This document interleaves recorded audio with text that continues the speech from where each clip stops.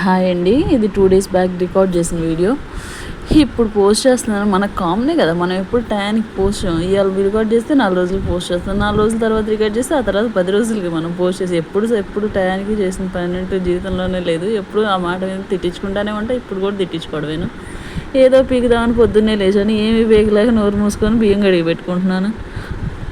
ఏం చేద్దాం, కొన్ని జన్మలు ఇలా పోవడమే, ఇంకేం చేయలేం. పొద్దున్నే లేచి బియ్యం కడిగి పెట్టేసి పప్పు నానబెట్టేశాను. ఆ తర్వాత పాల మీద మీగడ తీసేసి సపరేట్ చేసుకుంటున్నాను వెన్న కోసం. దాని మీద లేపాను. రెడీ లేచి స్నానం చేయని చెప్తుంటే నో నో నో అని చెప్తుంది. ఇక సర్లే, అందులో మా హస్బెండ్ లేచి టీ పెట్టివ్వండి, టీ పెట్టించేసాను. అన్నం పొంగి వచ్చేసిందండి.